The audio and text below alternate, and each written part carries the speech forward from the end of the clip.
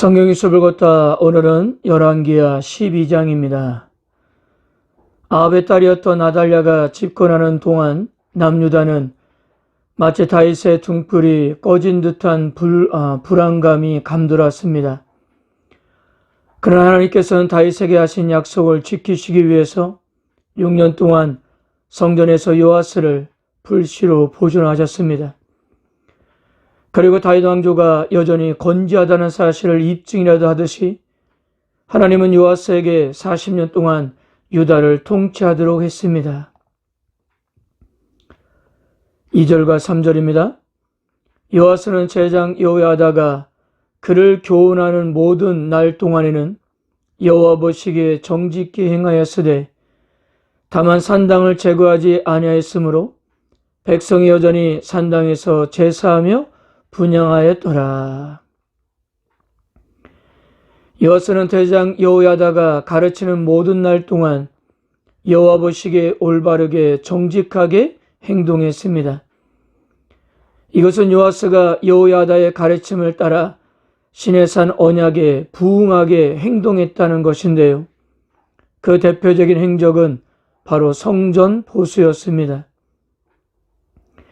근데 그렇게 여호와 보시기에 정직하게 행했던 요아스가 산당만큼은 제거하지 않아 백성들은 여전히 그곳에서 예배를 드렸어요.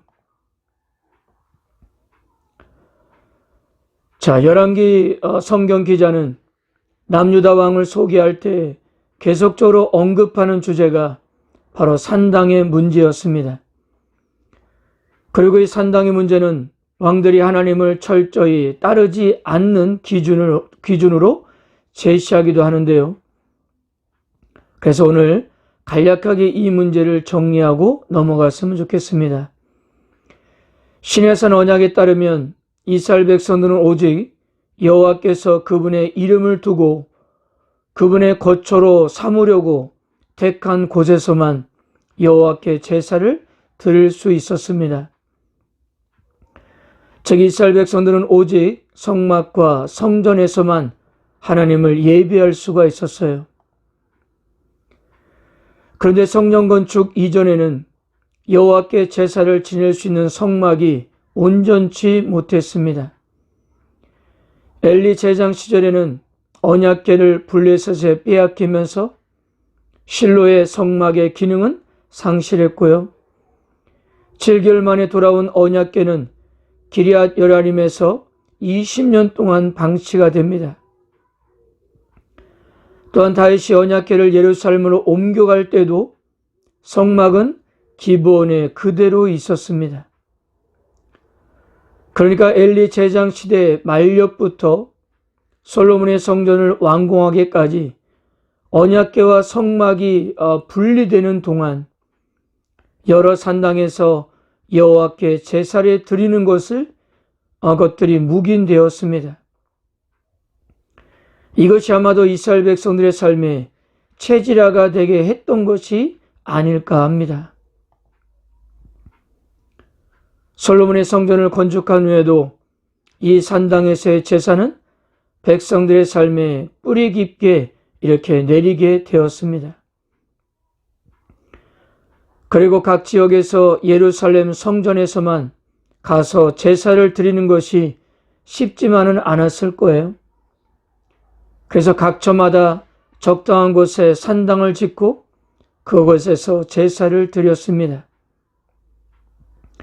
그런데요, 산당에서의 제사가 문제가 있었던 것은 성전같이 제사장들의 관리 감독을 받을 수 있는 곳이 아니었기 때문에 제각각 제사를 드리면서 잡다한 요소들이 섞일 수밖에 없었습니다. 그래서 결국 우상 숭배의 온상지가 되었던 것입니다. 요아스는 제장들에게 하나님의 성전을 보수하라고 지시를 내렸습니다. 이것은 이례적으로 시행하는 것이 아니라 지속적으로 훼손된 부분을 수리하도록 한 것입니다. 그런데 어찌된 일인지 요아스 제23년이 될 때까지 제대로 성전 보수가 이루어지지 않았던 거예요. 이렇게 성전 보수가 진행되지 않았다는 것은 여러 가지 이유가 있을 겁니다. 제대로 성전세가 징수되지 않을 수도 있고요. 아니면 징수된 성전세를 제장들이 성전 수리에 쓰지 않고 대부분 의식주 문제로 사용했을 수도 있습니다. 마침내 요아스 제23년에 여호야다가 제장들을 불러 야단을 쳤습니다. 이제 그의 나이 30세가 되었기 때문에 100세가 넘은 여호야다의 영향력은 점점 약해지고 왕은 서서히 자신의 권한을 세워나가기 시작한 것입니다.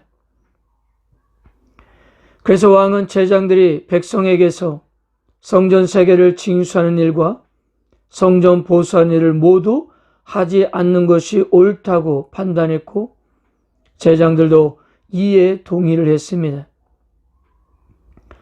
성전 재정의 투명성을 높여서 백성들이 낸 헌금은 제장을 통하지 않고 직접 성전 수리를 맡은 사람에게 넘어갔고 그로 말미암아 왕의 뜻대로 성전 수리는 빠르게 진행될 수가 있었습니다. 이렇게 요아스는 남유다를 40년 동안 통치할 수가 있었어요. 이스라엘 역사상 40년 동안 다스린 왕은 다윗과 솔로몬에 이어 요아스가 처음이었어요. 한 왕이 40년 동안 통치를 했다는 것은 그만큼 나라가 안정되었다는 뜻일 것입니다. 그런데요, 이렇게 안정적으로 나라를 다스렸던 요아스에게 뜻밖의 일이 발생했고 그의 최후도 남유다에서는 보기 힘든 사항이 펼쳐졌던 것입니다. 이렇게 하나님을 잘 믿고 백성들 하여금 하나님을 잘 예배하도록 만들었던 요아스에게 과연 무슨 일이 있었던 것일까요? 이 요아스에 대해서도 역대하에 가면 더 자세하게 공부하게 될 것이지만요. 열왕기 하에서 요아스의 마지막이 너무나 뜻밖이기 때문에 역대하를 참고해서 이해할 필요가 있을 것 같습니다.